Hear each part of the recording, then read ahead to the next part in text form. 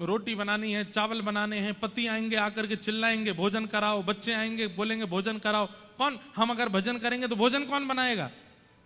तो नित्यानंद महाप्रभु बोलते, मैं भोजन बना दूं, मैं भीतर जाके मैं सब्जी काट दूंगा, मैं दाल बना दूंगा, मैं रोटी बना दूंगा, आप भजन करो, मैं करूंगा आपकी सेवा, लेकिन आप भजन करो। तो कहते ऐसा क्या है इस हरि बोल में कि आप हमारे घर पे सब्जी काटने को तैयार हो, रोटी बनाने को तैयार हो, ऐसा क्या है हरि के नाम में? नित्यानंद महाप्रभु कहते हैं, बोले जिस प्रकार रसगुल्ला बोलते बोलते बोलते बोलते सामने वाले का मुख मीठा हो जाता है, लेकिन रसगुल्ला खाने पर ही उसका स्वाद असली पता चलता है, ऐसे मेरे बताने से तो आपको केवल मिठास का अनुभव होगा, जब स्वयं बोल करके देखोगे तब पता चलेगा कि हरि बोल से क्या होता है। मैया तेरे पांव पड़ूं एक बार हरि बोल, मैया तेरे पाँव पड़ूं एक बार हरि बोल। और सामने वाले इतने जिद्दी नहीं बोल रहे, अब बताओ, तो नित्यानंद महाप्रभु पता क्या बोलते, यहीं मर जाऊंगो एक बार हरि बोल, यहीं मर जाऊंगो एक बार हरि बोल। लोग बाग दुनिया में सामने वाले को डराने के लिए कहते हैं फांसी लगा लूंगा, मुझे 1 लाख रुपए दे दो, नहीं दिए तो मैं ऐसा कर लूंगा, नहीं दिए तो मैं ये कर लूंगा, तुमने अगर मुझसे शादी नहीं करी तो मैं नस काट लूंगा। लेकिन यहां नित्यानंद महाप्रभु कह रहे, अगर तुमने हरि बोल नहीं बोला तो तुम्हारे द्वार पे ही अपने प्राण त्याग दूंगा, एक बार हरि बोल बोल दो, क्या जाता है तुम्हारा, एक बार बोल दो। तो सामने वाला थोड़ा झिझा करके बोलता, बोल दिया, लो हरि बोल।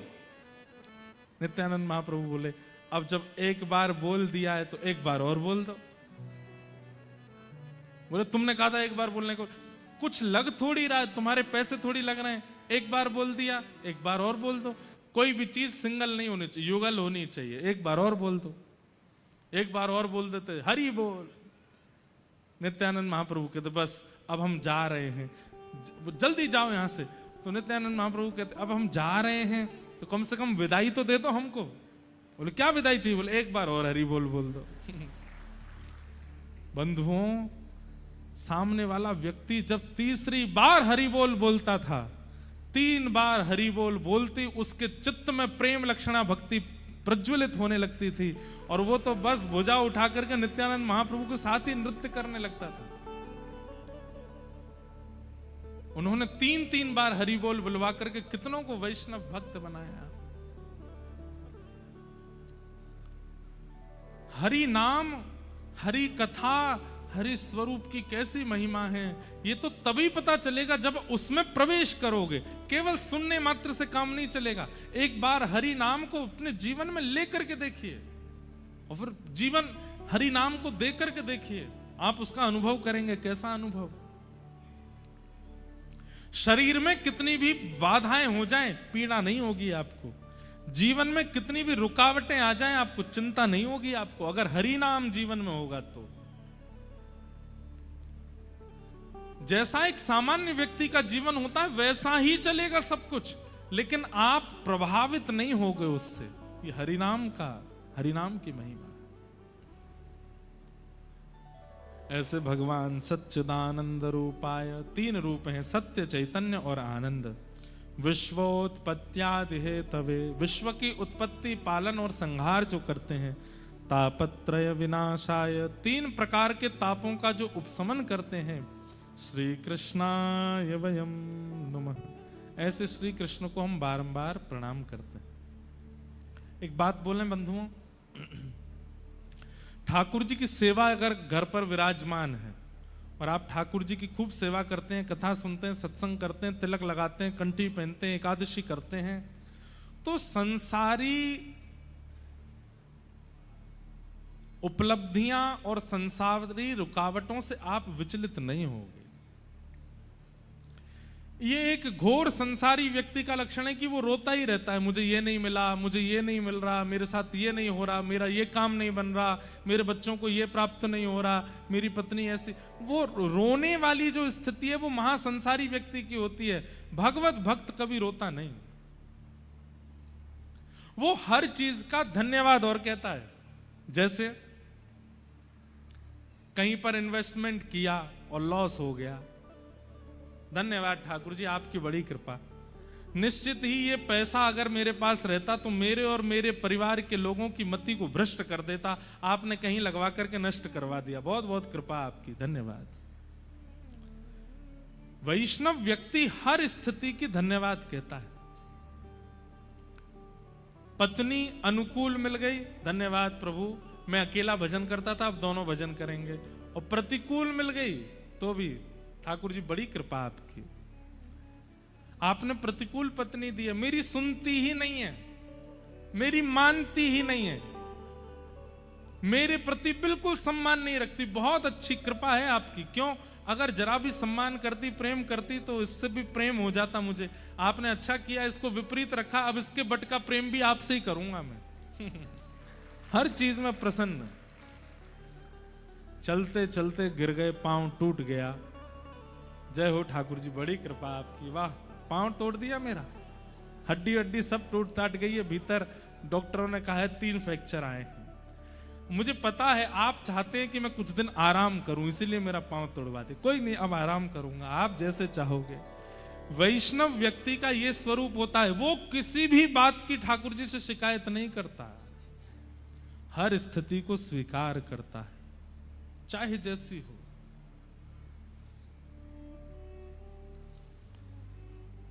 तापत्रय विनाशाय, सुदामा जी ने कभी शिकायत नहीं की भगवान से, मीराबाई ने कभी शिकायत नहीं की कि आपने ऐसा क्यों किया मेरे साथ, गजेंद्र ने कभी शिकायत नहीं की। शिकायतें तो हम करते हैं। और एक बात बोले बंधुओं, ये प्रेम का स्वरूप नहीं है। जैसे कोई कहे आपसे कि मैं आपसे बहुत प्रेम करता हूं, लेकिन सुबह से शाम तक केवल शिकायत ही करता रहता है, ये हो गया, ये हो गया, तुमने ये नहीं किया, तुमने तो कहीं ना कहीं उसका प्रेम अभी उस स्थिति का नहीं है, इसलिए शिकायत है। प्रेम में शिकायत नहीं होती, प्रेम में स्वीकार होता है। शिकायतें बहुत ज्यादा जहां होती हैं वहां कहीं ना कहीं प्रेम घट गया है, प्रेम थोड़ा कम है, इसलिए शिकायतें।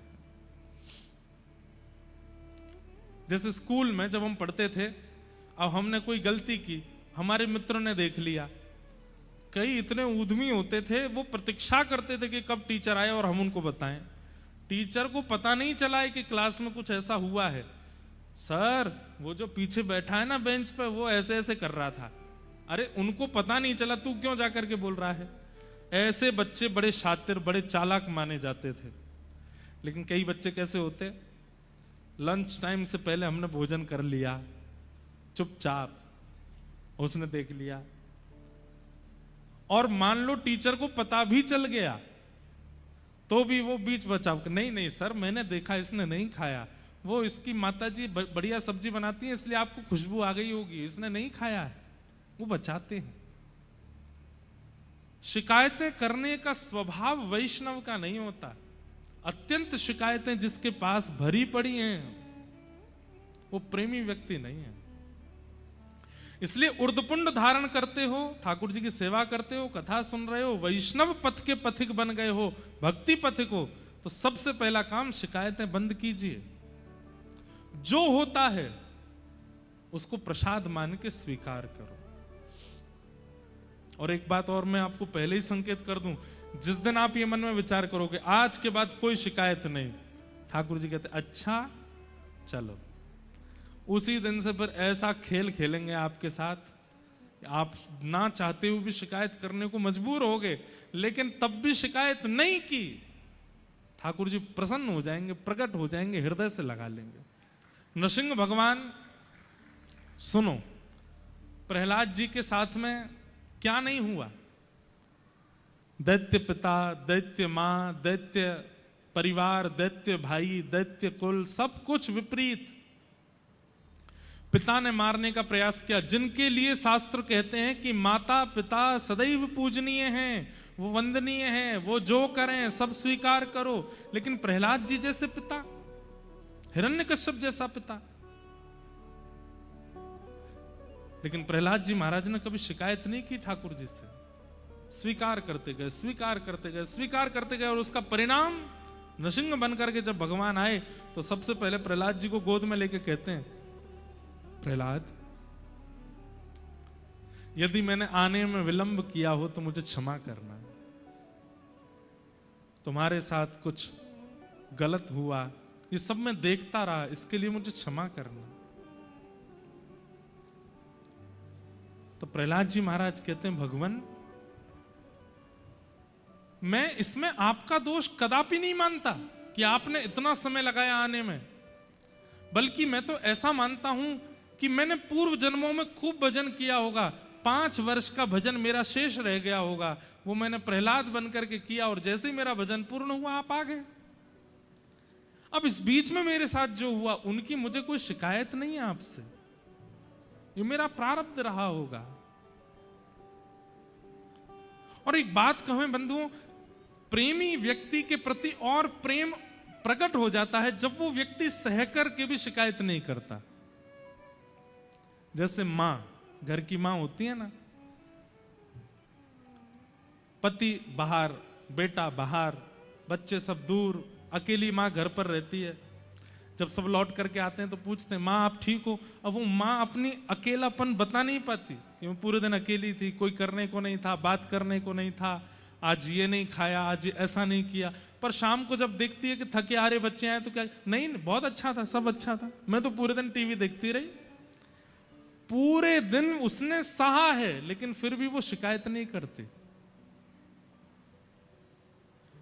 ये प्रेमी व्यक्ति का भी लक्षण है और पुण्यात्मा व्यक्ति का भी लक्षण है कि वो शिकायतें प्रस्तुत नहीं करता।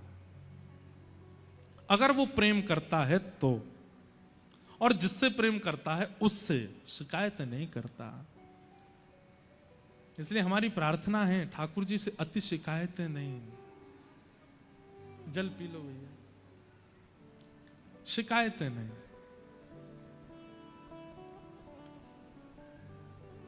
तापत्रय विनाशाय श्री कृष्णाय वयं नमः। ऐसे सब प्रकार के तापों का उपशमन करने वाले, पूरे जीवन को प्रसाद रूप में हमें प्रदान करने वाले श्री कृष्ण को हम बारंबार प्रणाम करते हैं, वंदन करते हैं।